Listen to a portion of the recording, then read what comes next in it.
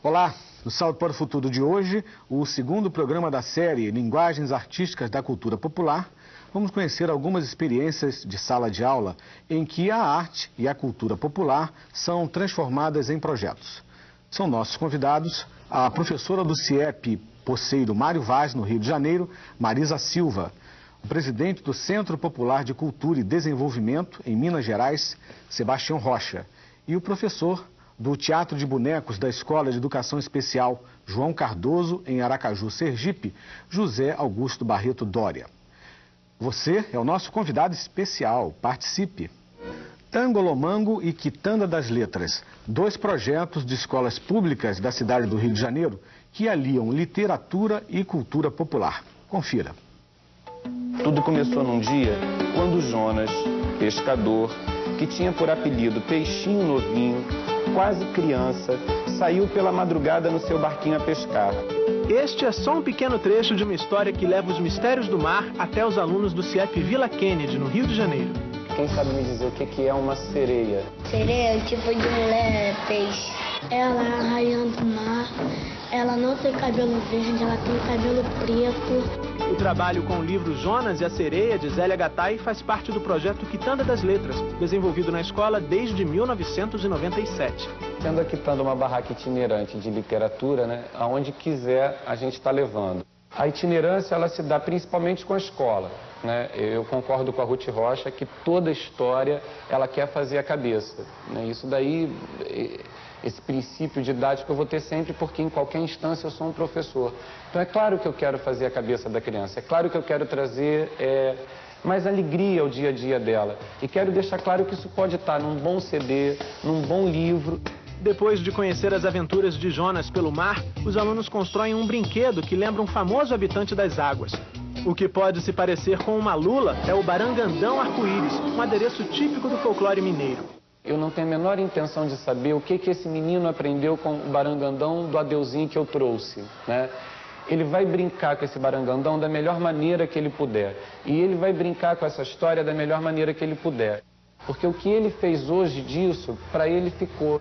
Em outra escola do Rio de Janeiro, no CIEP Poceiro Mário Vaz, em Barra de Guaratiba, a aventura pela cultura popular continua. Dentro do projeto Tangolomango, os alunos desta turma trabalham com arte, brincadeiras e contação de histórias. Era uma vez um macaco que estava vindo um caminhão, aí o macaco botou o rabo assim no meio da pista.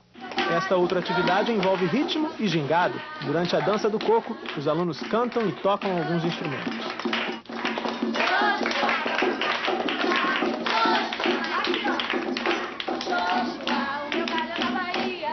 A brincadeira do bate-bate também atravessa gerações. Papai Ferreira, da abolição. E a letra da música do bate-bate vai parar no quadro de giz. O Daniel, ele escreveu a primeira frase que nós cantamos. Essa frase, ela tem uma palavra que precisa ser consertada. Vamos ver quem vai descobrir qual é. Ao registrar a letra da canção, a professora trabalha ortografia. Na palavra dominante está faltando o quê? Bastante. Desenvolve a compreensão do texto. Por que será que faltou carvão para passar roupa? Aqueles ferros de botar carvão dentro. E identifica passagens da história do Brasil. Abolição do quê? De quem? Dos portugueses? Não. Dos negros, dos escravos. Muito bem. O projeto de letramento Tangolomango é desenvolvido pela professora Marisa Silva no trabalho com suas turmas e faz parte do projeto pedagógico da escola. Um dos objetivos é, valorizando a cultura, promover a progressão de alunos em defasagem idade-série. A nossa proposta foi de estar inserindo esse projeto ao projeto da escola para que a Marisa não trabalhasse de uma forma isolada. Então é onde a gente faz esse trabalho de interação. É a Marisa como contadora de história, é a turma Tangolomango apresentando o trabalho para a escola, dividindo isso para os outros professores e, de alguma forma, fazendo até com que outros professores também possam estar inserindo essa nova forma de trabalhar.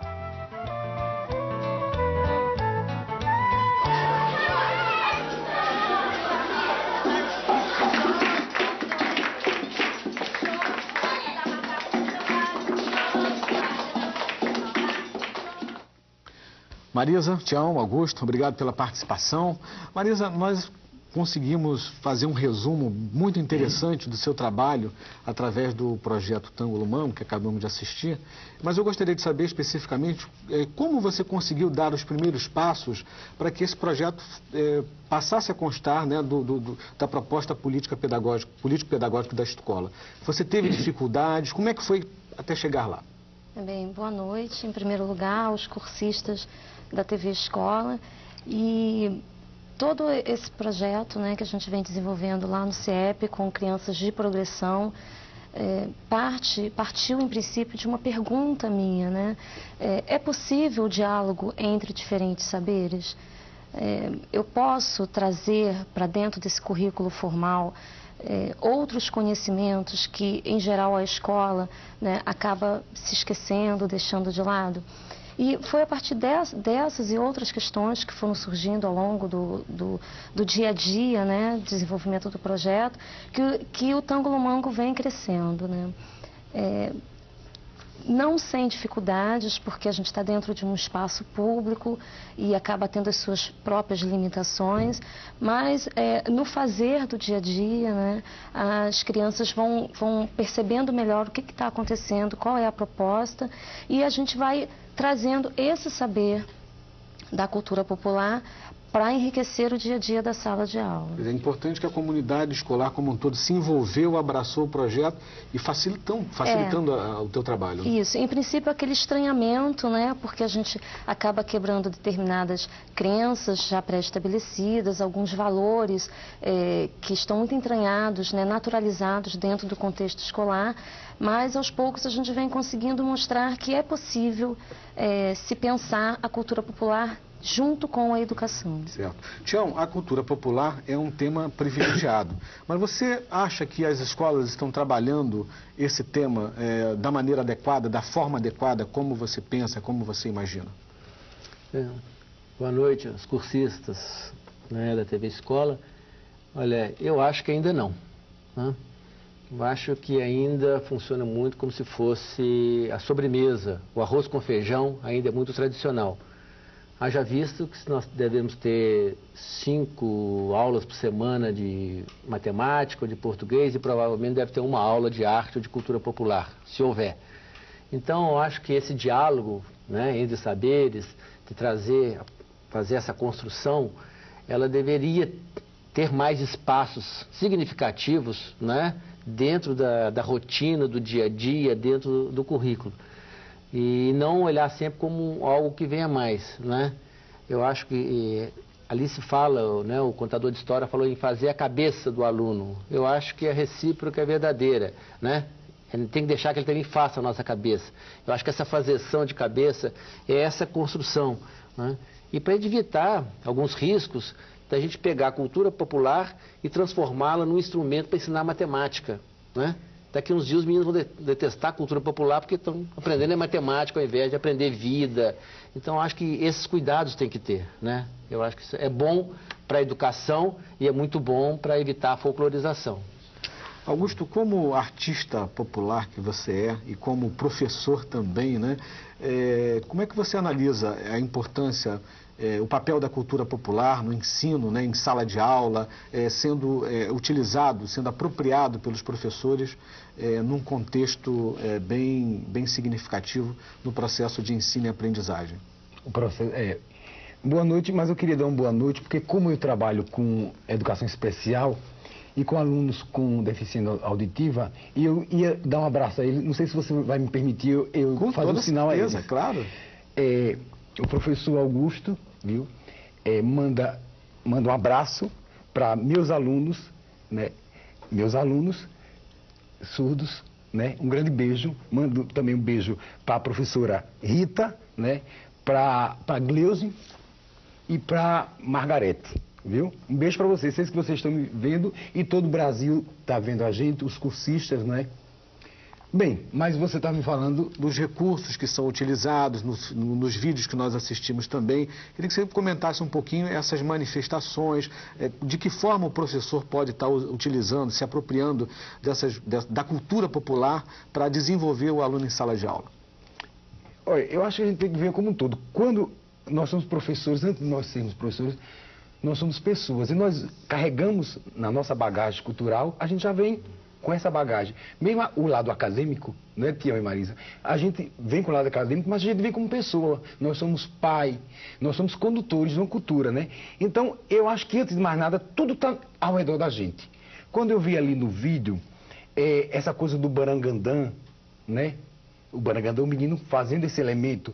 Quando eu vi que o tema gerador era a alfabetização, né? Como era que você chamou? Letramento. O letramento, né? Quando eu vi a dança e o coco, então tudo isso está dentro de um contexto. O professor, né, a gente já leva, porque antes de mais nada de você ser pessoa, você fala, você dança, você se comunica. Então a gente já vem com a bagagem toda acadêmica. E muitas vezes os currículos, essas coisas, né, muitas vezes distanciam. Então, quando se fala nessa coisa, quando se fala em dança, por exemplo, eu pego um boneco aqui, chego em minha sala de aula, pego esse boneco aqui cheiroso e o menino não quer nada, pega o cheiroso e bota aqui. Boa noite, pessoal, eu sou cheiroso, eu sou Rahai, dando no mango. Com 10 eu pego na casa, com 20 eu parto no meio, com 30 eu boto o esteio, com 40 eu faço a base, com 50 nada me atrase, com 60 é obra singela, com 70 é porta e janela, com 80 eu ripo e amarro, com 90 eu boto barro e com 100 eu tô dentro dela. Então, todo esse processo que eu trouxe da minha família, né, eu sou de Sergipe, então a cultura do Nordeste é uma coisa muito forte, tá? A mãe da gente passa, a avó da gente passa, a família passa, então a gente já vem com a bagagem. É só readaptar e incluir dentro da escola e dentro dos valores, dentro da matemática, dentro da ciência, dentro da geografia, mas acho que essa coisa está dentro do nosso contexto, pessoa e a própria sociedade. Perfeito. Agora, Marisa, nem todos os professores talvez não tenham a oportunidade que o Augusto teve de aprender, né, essas técnicas em família.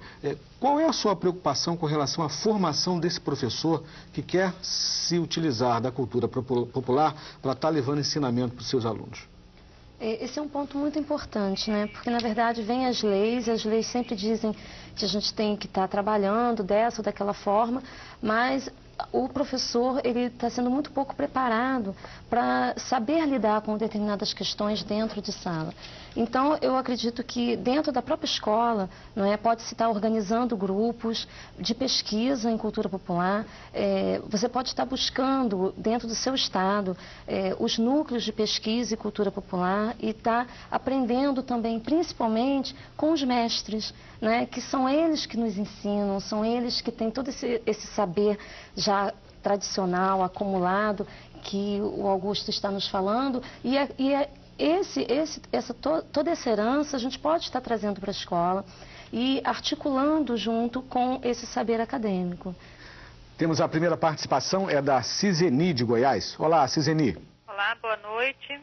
Falo da TV Escola, NTE de Anápolis, Goiás. O boletim traz a afirmação: quanto mais a criança sobe na carreira escolar, menos gosto ela tem pela leitura, menos ela gosta de ler, ouvir e contar histórias.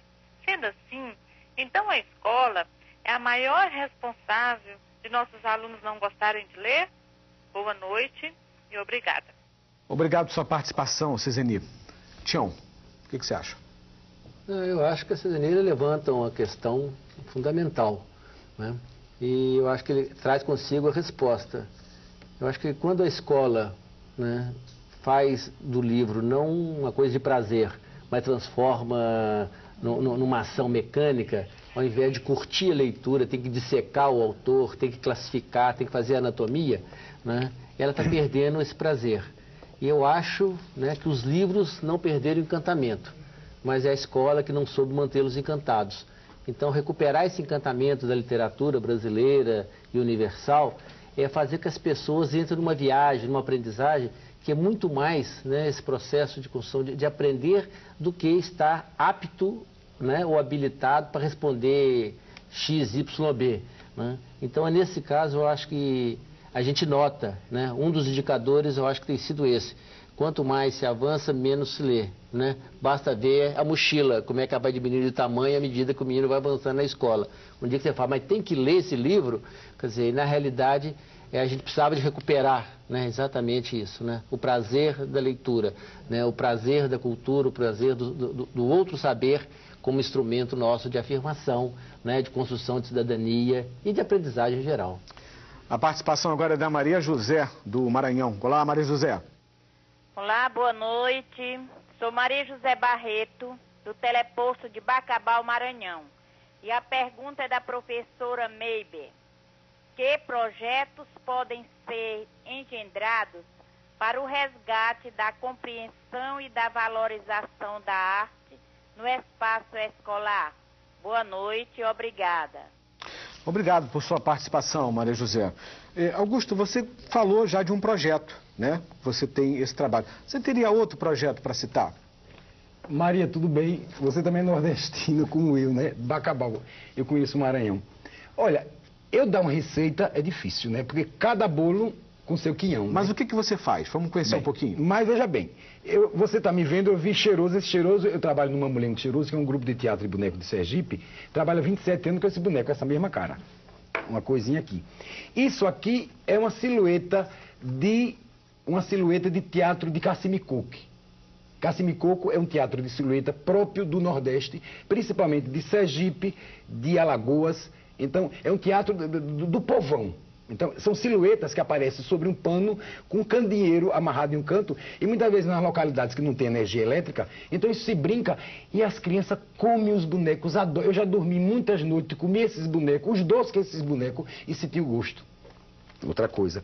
Então, é muito relativo, Maria José. Veja bem, você tem que primeiro buscar o contexto de sua unidade. Por exemplo, vamos dizer, é uma unidade pesqueira, né, litorânea, né, Tião? É uma unidade que tem uma fábrica de tecido, é uma comunidade. Então, é muito relativo você estimular. Você tem que partir da própria comunidade, uma coisa que sirva de interesse para o aluno, porque a gente está cansado. Meus alunos mesmo, tem dia mesmo que é uma desgraça, meus alunos da João Cardoso lá em Aracaju.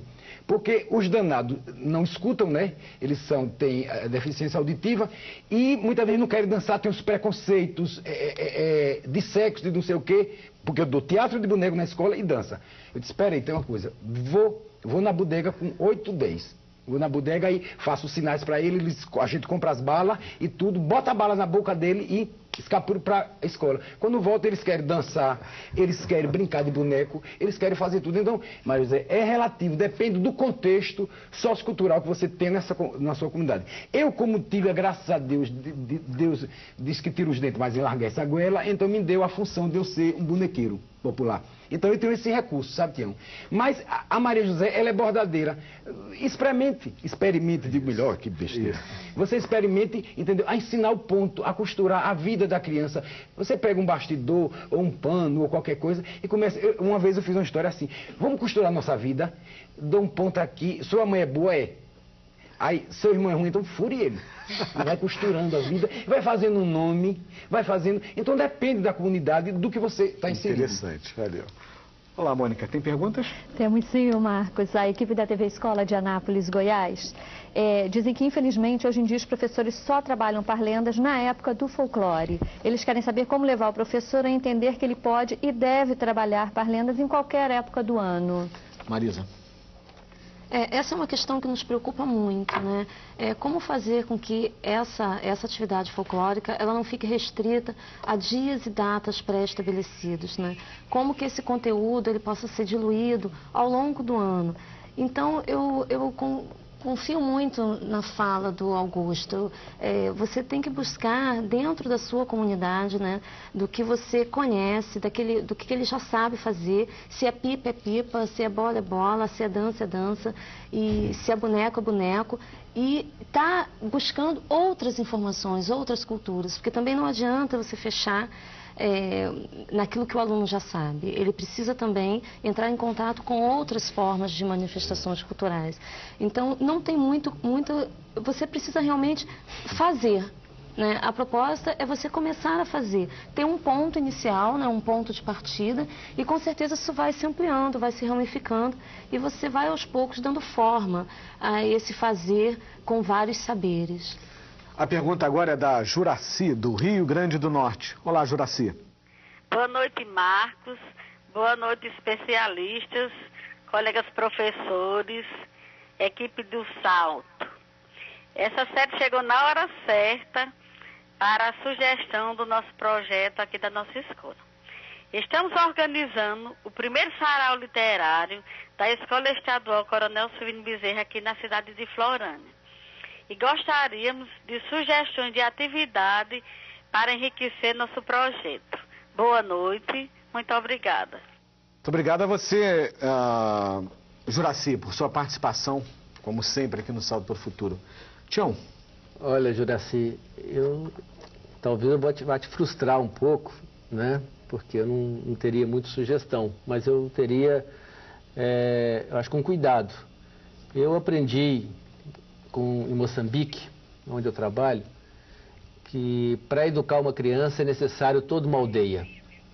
E se nós procurarmos na aldeia os pontos luminosos que ela tem, e se a gente disponibilizar isso para cada uma das crianças da escola, com certeza elas vão herdar esses pontos de luz, elas vão ser muito mais do que uma estrela, elas vão ter uma constelação.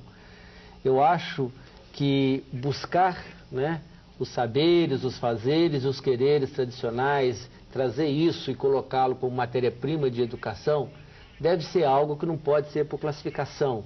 Eu tenho muito medo, né, de, como foi dito, né, lá pela a Maria José, essa preocupação, ou lá o pessoal de Anápolis, das parlendas, de fazer um mês do folclore, né? Isso aí parece aquela educação bancária, né? Nos escaninhos, tem a época de fazer como se a vida fosse compartimentada. Eu acho que eu tinha que pensar esse espaço generoso e permanente de aprendizagem, né? Porque o meu grande receio é quando a gente pega isso, né, e faz isso a festa, faz o sarau, mas no dia seguinte, na segunda-feira, nós voltamos à velha rotina, esquece, porque aquilo foi hora extra, né? O usual, o cotidiano funciona aqui, né, sem nenhum vínculo, sem nenhum compromisso, né, de envolvimento, de aprofundamento desses valores, né? Então eu convocaria toda a aldeia para educar o menino. Se essa aldeia tiver pontos luminosos, esse sarau vai ser uma beleza, né? Bem, no próximo bloco vamos conhecer outras duas experiências de escolas do Rio de Janeiro. Voltamos já. O Salto para o Futuro está de volta, hoje com o segundo programa da série Linguagens Artísticas da Cultura Popular. Vamos conhecer agora as experiências de duas escolas no Rio de Janeiro, cada uma com um projeto singular e, pelo menos, um objetivo em comum, a valorização da cultura popular brasileira. Veja na reportagem. No CIEP Samora Machel, na comunidade de Nova Holanda, a dança e outras manifestações da cultura brasileira são o ponto de partida para um trabalho de valorização da cultura nacional. Nós sentimos que a dança seria uma boa forma deles desenvolverem, né, o gosto por folclore, pela cultura brasileira, conhecer um pouco da cultura brasileira, e também o canto, que seria uma forma da criança se expressar.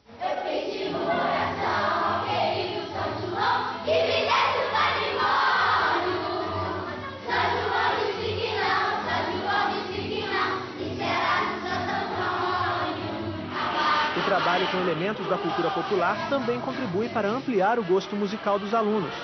Na verdade, eles não curtem isso no dia a dia, no cotidiano, porque eles não conhecem, né? E a gente sabe todas essas danças, essas músicas são muito fortes, porque muitas são muito engraçadas, né? Algumas têm piadas, que faz eu rir muito. Na Escola Municipal Alexandre Guzmão, em Acari, na zona norte do município do Rio de Janeiro, a proposta da professora foi exatamente mostrar aos alunos a riqueza da cultura brasileira. Ela conta que no início dos ensaios do grupo de dança, os estudantes só queriam trabalhar com os ritmos urbanos. Então o que eu negociei? Na verdade, foi um processo de negociação. Eu dava minha aula, né? Da aula eu tirava 5 minutos, 10 minutos e elas colocavam a música que queriam. Podia ser funk, não funk com palavras pornográficas, né, mas o funk de uma forma geral, o axé, o que elas quisessem. E aí eu aproveitava justamente isso, eu pegava os movimentos que elas faziam do funk e do axé e trazia para minha aula. O trabalho de Fernanda faz parte do projeto ABC e Arte, criado com o objetivo de desenvolver ações culturais na comunidade. Então, nós achamos que oportunizar isso dentro do próprio bairro seria muito interessante, até para as pessoas estarem encontrando suas potencialidades, as possibilidades de melhorar a sua vida pessoal e coletiva.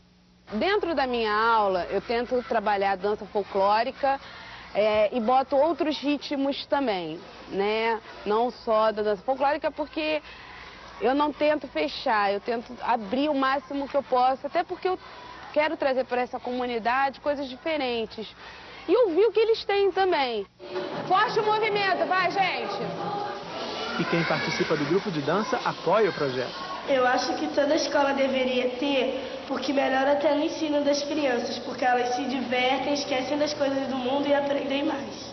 Alguns dias depois, nossa equipe acompanhou o resultado do trabalho, a participação da turma da professora Fernanda na 22ª Mostra Municipal de Dança do Rio de Janeiro.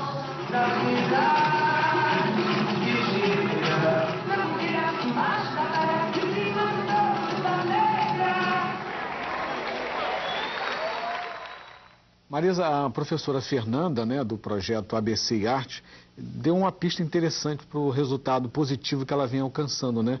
O processo de negociação, né? Porque da forma como os alunos queriam no início, ela não ia chegar nunca lá, mas ela promoveu essa negociação e acabou. Qual a importância dessa negociação? Quais são os limites dessa negociação? Eu acredito que essa negociação ela é fundamental nesse processo de ensino-aprendizagem, principalmente se você está trabalhando com questões culturais.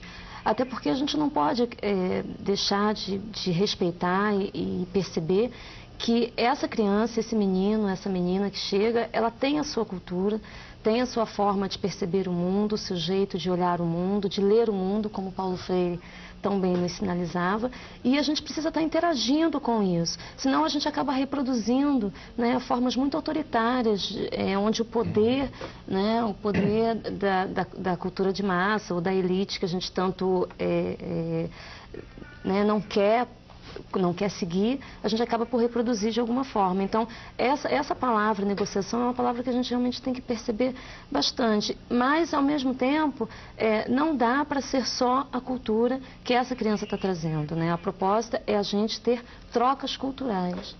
Perfeito. Vamos à pergunta da Joselita, do Amapá. Boa noite a todos. A nossa pergunta de hoje veio do cursista Roniel e está direcionada à especialista Marisa Silva. A pergunta é a seguinte: se é possível aliar gerações passadas com gerações atuais na cultura popular, sem poder haver um choque de gerações?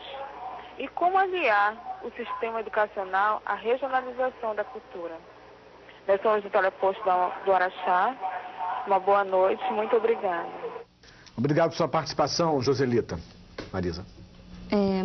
É uma pergunta muito interessante, porque, na verdade, tudo que a gente vem estudando em termos de folclore e cultura popular nas escolas, né, tudo que a gente, principalmente nós, educadores, aprendemos nos nossos cursos de formação, a gente pensa, né, e é uma forma equivocada de olhar para a cultura popular como se fosse algo estático, como se a cultura não tivesse a sua própria dinâmica. Então, não é porque ela vem de uma raiz tradicional que ela não está se transformando, que ela não está interagindo, né, com o contemporâneo.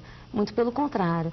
Então, eu acho que é uma pergunta interessante da gente estar pensando, né? Como a gente vai trazer para dentro do contexto da escola, né, esse mestre que tem uma outra vivência, né, que teve uma formação diferente da nossa e ele, com certeza, tem uma visão de mundo, né, diferente. Como é que a gente vai trabalhar com esse tradicional e as formas que a gente vê hoje, né, um mundo contemporâneo, onde tudo é muito rápido, informatizado? Na verdade, esse contato é que vai nos dar a resposta. Não tem como a gente ficar, né, hipoteticamente pensando como é que as coisas vão se dar. A gente realmente precisa tentar. Agora, claro que esse senhor que vai vir contar a história, ele vai precisar ter um certo cuidado com ele, não é? Conversar bastante com os alunos primeiro, fazer com que eles pesquisem um pouco sobre o assunto, não é? Para que ele também se sinta à vontade na hora de conversar com esses alunos. Agora, essa dinâmica da cultura popular, por si só, né? Quer dizer, por exemplo, é só a gente olhar um pouco das histórias. As histórias são milenares e até hoje elas nos encantam. Né? Os contos são antiquíssimos e eles até hoje se renovam e a gente recria, né? Mas os arquétipos estão aí. Então, eu acredito que dá para a gente estar trabalhando com o tradicional, né? Essa raiz popular e incorporando isso dentro do saber da escola. Perfeito. É só a gente ir caminhando passo a passo. Mônica? A professora Mônica Fonseca, do Teleposto Sesc Casa Amarela, em Recife, e a professora Tânia Volpato, do Paraná, querem saber como desenvolver a cultura popular com os alunos portadores de deficiência. Augusto, por favor. Para mim é. Isso. Danou-se. Olha, veja bem, eu entrei nessa área de educação especial por acaso. Eu trabalhava numa área de educação infantil, lá como se chama Jardim, e ia me botar 70 quilômetros, sair da escola por um motivo pessoal, né? E ia me botar 70 quilômetros longe do meu lugar. Eu disse, eita, danou-se, como é que eu vou fazer? Né? Sabe que o Nordeste, o Brasil, né, é um continente muito grande, é um continente, né? Então as distâncias são grandes. Eu disse, 70 quilômetros, professor, ganha pouco, enfim. Aí fui naquela sabatina, aí disse, não, uma amiga disse, não, Augusto, tem uma escola de educação especial, vai pra lá, menino, você fica lá em qualquer canto, até, eu já tô com 47 anos, né, mas ainda com esse sistema de aposentadoria e tudo. Então, daqui a pouco, quando vê, você já completa 50 e tantos anos e você se aposenta e morre por ali. E eu fui para danado da escola. Os meninos, a escola João Cardoso, que eu mando um beijão para Edileuba, diretora, não sei se pode mandar, mas já mandei. E aí, eu chegando nessa escola, valei-me Cristo, eu nunca trabalhei com linguagem de sinais. Nunca trabalhei com visual, né, com portadores de deficiência visual. Nunca trabalhei com deficiência mental. E no primeiro dia me jogaram cegos, surdos e pessoas com problemas. Eu disse, meu Deus, Jesus de Nazaré, o que é que eu vou fazer? Eu olhei para uma banda, para outra, não tive solução. Então, comecei o pai que sou, a pessoa que sou, e o teatro de boneco que me salvou da jogada. Veja bem, primeiro você tem que se formar as linguagens de sinais, se você for trabalhar com deficiente auditivo. O braille, se você for trabalhar com linguagem brasileira de sinais, se você for trabalhar com visual. Entender um pouco da questão da psicologia da vida, se for trabalhar com mental. E começar, diante de sua experiência, começar a aflorar e jogar para fora tudo isso. Então, eu comecei na escola, por exemplo, como é que os surdos cantam? Tem uma música de Clemilda é uma cantora regional lá de Sergipe, que eu mando um beijo também para ela. Eu disse, valei-me Cristo. Eles não emitem voz, mas emitem o olhar. Porque a visão do auditivo, a audição do auditivo é a visão. Então, muitas vezes você tem que bulir com ele, porque senão, se ele não estiver olhando, e eles são muito desatentos. Entendeu? E muitas vezes quando você dá um carão neles, ralha com eles, ele vira para cá. Porque se ele virou para cá, não tem o som, né? Então, quer dizer, é uma coisa muito... É muito sim. Aí a questão da... Aí eu disse, espera aí, vou botar esse danado para cantar. Mas cantar como? Sem o som. Aí eu fazia... Aquela rosa... Foi uma jura que eu fiz, aquela rosa, quando ia pro jardim, aquela rosa... Então, como foi que eu fiz a questão? Quando eu dizia... Foi uma jura que eu fiz, aí eles faziam, que isso é o símbolo da rosa. Aquela rosa. Quer dizer, é você inventar código, entendeu? É muito relativo. Por exemplo, teve um teatro que eu montei lá, né, com os surdos também, que é o sapo e a cobra, que falava sobre as diferenças. Né? Eu disse, meu Deus, como é que eu vou montar teatro de boneco com esses meninos que não falam, entendeu? E aí, eu mais a Glaé, que é uma professora, uma mestra minha, nós gravamos um roteiro, né? Gravamos um roteiro e jogamos esse roteiro e eles sinalizaram. Agora, para eles prestarem atenção a mim, eu usei que antigamente se usava a lanterna. Aí, na hora... E a cobra entrou, eu fazia assim com a lanterna, eles olhavam para a lanterna e faziam o movimento dos elementos dos bonecos. E aí por diante. Perfeito. A gente percebe que você agora não vai sair nunca mais dessa escola, pro bem desses meninos. Vamos agora à pergunta da Regina, do Pará. Boa noite, Marcos. Boa noite, especialistas. Nós, professores, queremos cada vez mais nos atualizar em nossos conhecimentos.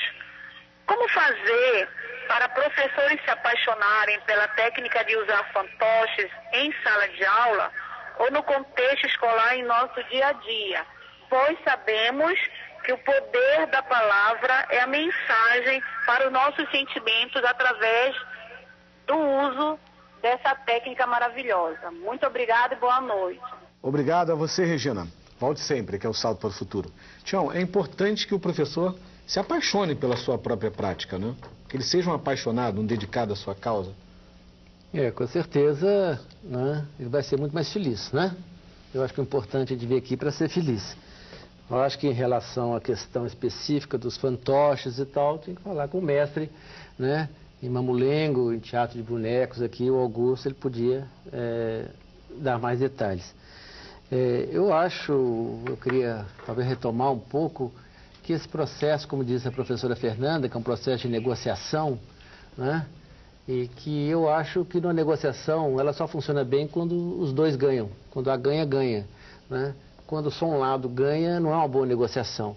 Então, esse aspecto dessa escola, ser uma escola aberta, né, para o novo, para o diferente, né, para que traga a complementariedade, é um negócio importante.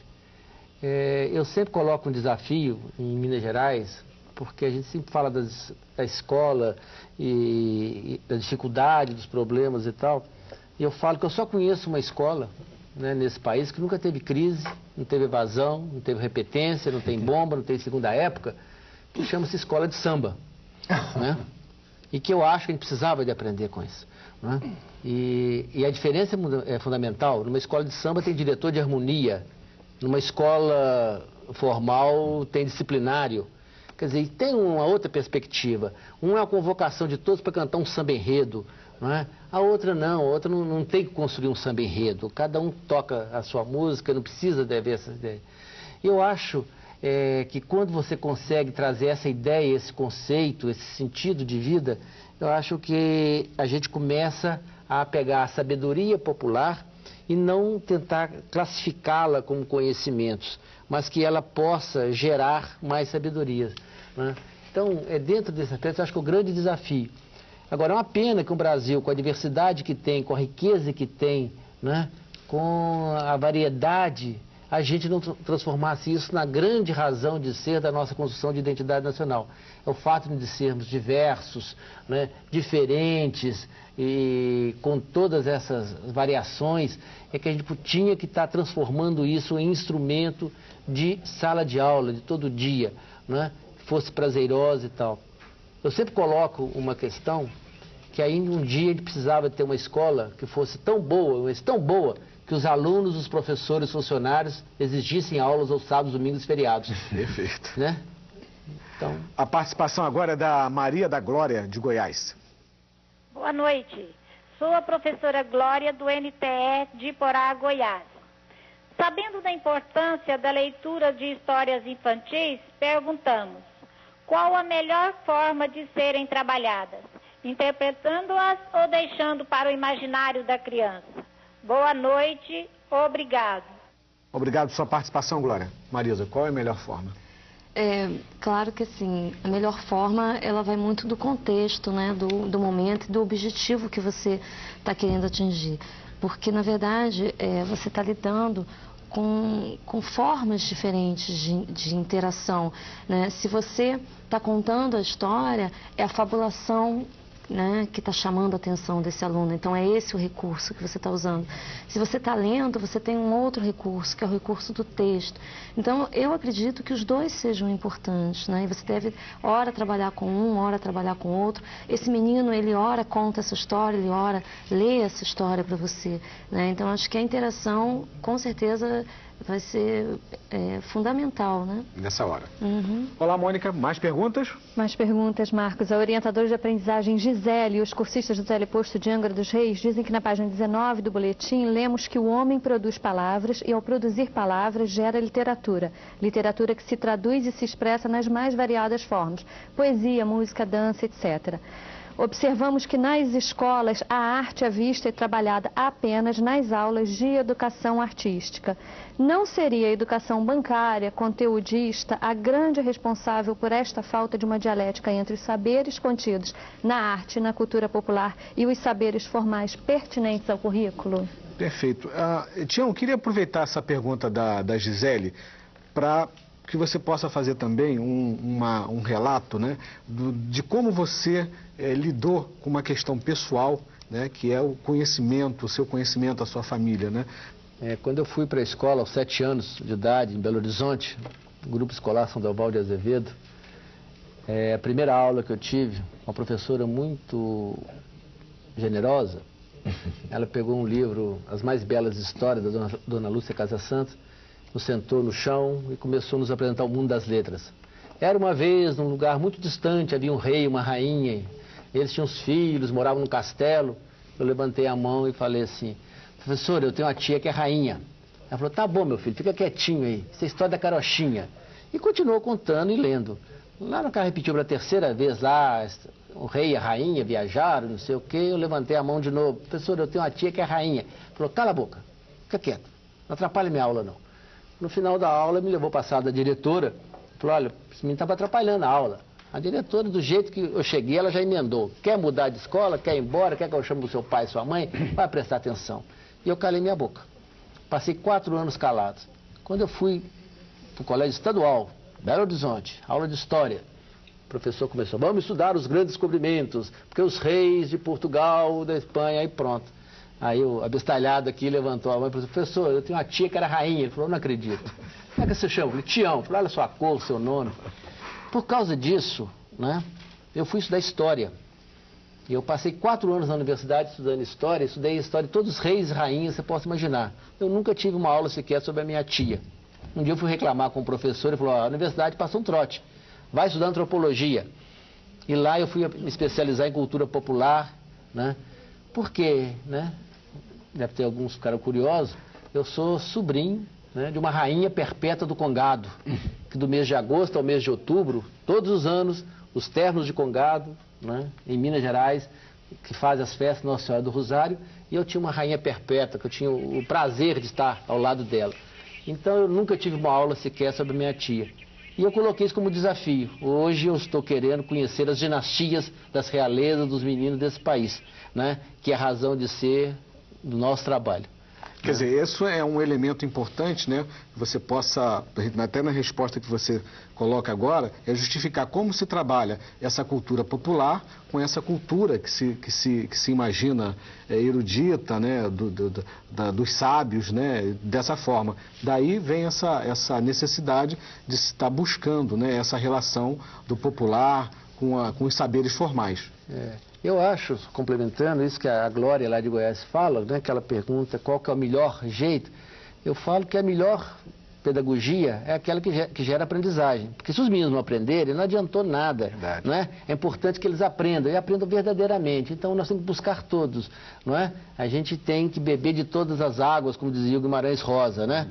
E eu acho que esse que é o grande desafio da educação dos tempos de hoje. Augusto, no seu trabalho, como se dá o envolvimento dos pais dessas crianças com necessidades especiais, né? Qual é a importância dos pais no trabalho que você desenvolve também? Olha, essa escola de educação especial João Cardoso do Nascimento, lá em Aracaju, em Sergipe, lá no Nordeste, é uma escola que trabalha com 220 alunos, mais ou menos, 35 professores. O Estado, né, com muita dificuldade, sabe como é a estrutura, a infraestrutura da escola não é das melhores, mas o empenho individual de cada professor, né, junto com funcionários, junto com todo mundo, assim, a direção deu uma sensibilidade, não estou nem puxando essa coisa do saco, mas a sensibilidade da direção de promover essas coisas, de facilitar eu levar meus bonecos e a gente trabalhar. Né? Mas o envolvimento da comunidade, por exemplo, tem portadores de multa com deficiência, são os cadeirantes. Então, há um trabalho interessante na escola, é até bom abordar isso, é um trabalho interessante na escola, que é que os próprios pais vão à sala de aula e aprendem manufaturas. Tem a professora Maria, a professora de artes, que ensina a fazer bolos, ensina a fazer flores, ensina a costura, e essas próprias professoras envolvidas com esse trabalho vão, porque geralmente são famílias pobres, tem pessoas que não têm nem dinheiro para tomar o transporte. E envolvida com aquele trabalho, eles junto com os alunos, muitas vezes de sala de aula, eles ajudam os professores a trabalhar e a gente a conhecer melhor qual é o problema individual de cada criança.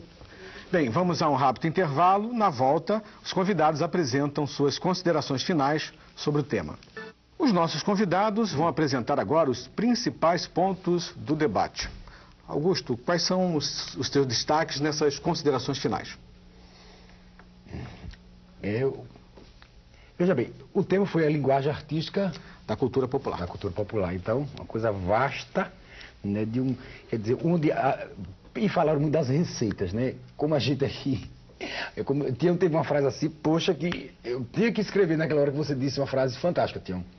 Que dependia da sensibilidade individual de cada um para passar, mas eu não peguei direito. Bem, mas passando de você para eu, como diz a história, veja bem, a receita não existe, quer dizer, depende da sensibilidade individual e também a gente precisa de um conteúdo, né? Se você não tiver uma formação, por menor que seja, você não adianta nada. Você chegar só com a experiência, por exemplo, um popular, um mestre tem experiência. Agora, a questão do repassar, a metodologia, isso precisa ter uma formação acadêmica para se chegar a esse consenso. Então, na literatura popular, a gente vê os contos, as parlendas, as adivinhas, por exemplo, contos, esse manancial desse país, principalmente no Nordeste, quer dizer, no Brasil, aqui no Nordeste, no Brasil todo, os contos, por exemplo, Figo da Figueira, milhões de contos, né? Por exemplo, Silvio Romero resgatou há quase 150 anos atrás milhares de contos, né? Parlenda. Ave Maria, a quantidade de parlendas que a gente tem não se acaba mais. Com 10 eu pego na casa, com 20 eu parto no meio, com 40 eu faço esteio, com 50 eu faço a base, com 60 nada me atrasa, com 70 importa... As adivinhas populares, né? Casa Caiada, Lagoa d'Água. Então a gente tem um manancial da nossa vivência, ou seja, da região litorânea, ou seja, da região central e... Enfim, o tempo já está encerrando. Mas, assim, depende muito individualmente da sensibilidade de cada professor. Perfeito. Obrigado, Augusto. Tião, suas considerações finais. Bom, eu acho que o grande desafio que nos cabe, né, era a gente começar a pensar que a diferença entre o professor e o educador é que o professor ensina e o educador tem necessidade de aprender. Mais do que de ensinar, ele precisa de aprender. E esse processo tem que ser genuíno. O que eu colocaria aqui como desafio é que cada um, né, dos cursistas da TV Escola começasse a praticar o que eu chamo a teoria do estilingue. O estilingue faz parte da nossa cultura popular, é o bodoque, a tiradeira, né? Muito usada, a baladeira. Né? Quer dizer, quando a gente quer jogar uma pedra bem longe, né, a gente tem que puxar bem a goma, né, o elástico. Quer dizer, quanto mais você puder voltar, né, nos saberes, nos fazeres, nos quereres, na tradição da cultura brasileira, mais você consegue fazer projeções para o futuro, dar saltos para o futuro, né, como o nome indica desse programa. A grande questão é quando a gente fica puxando demais e quebra a cordinha. Aí nós ficamos conversando lá no século XVIII, como é que era isso, era bonito, e na memória, sem nenhum vínculo. Fazer essa ligação da tradição com a contemporaneidade, né? Ver essa questão na atualidade, na vida da meninada, hoje, fazer sentido para a vida de cada um, como é que a cultura popular pode ser incorporada. Não como peso, não como obrigação, não como castigo, nem como sobremesa, mas que deve gerar esse processo que fosse genuíno, para fazer esses saltos. Né? Então, eu acho que esse é o grande desafio e a gente espera, né, que todos nós consigamos fazer isso para esse país ser melhor. Com certeza, Tião. Muito obrigado pela sua participação. Marisa? Bem, eu gostaria, assim, rapidamente, né, de contar algo que eu vivi e que me marcou muito no interior de Minas há um tempo atrás, eu pesquisando sobre folia de reis. E então um rapaz novo disse que não iria mais participar da folia. E eu, muito curiosa, conversei com ele, quis saber por quê. Ele me disse que o motivo era porque ele ia para a escola.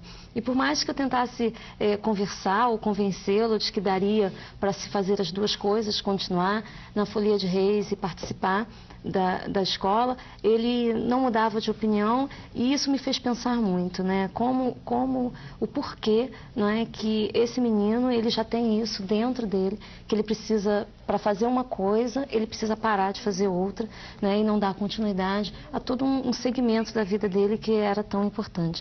Então, eu acho que como ponto de partida, não ponto final, né? Como eu falo no texto, a gente poderia pensar na palavra acolhimento. Eu acho que está na hora da gente acolher outros saberes dentro da escola, se a gente está buscando uma melhoria nessa qualidade de ensino e aprendizagem. Então, entrou por uma porta e saiu por outra. E, senhor meu rei, se quiser, que lhes conte outra. Muito obrigada. Obrigado a você, Marisa, por sua participação. Bem, o Salto para o Futuro de hoje chegou ao final. Quero agradecer as presenças da Marisa Silva, professora do CIEP Poceiro Mário Vaz, do Rio de Janeiro, do Sebastião Rocha, presidente do Centro Popular de Cultura e Desenvolvimento em Minas Gerais, e do José Augusto Dória, professor do Teatro de Bonecos da Escola de Educação Especial João Cardoso, em Aracaju, Sergipe. No próximo programa, o Salto apresenta Brasileirinhos Interpretam o Brasil. Até lá.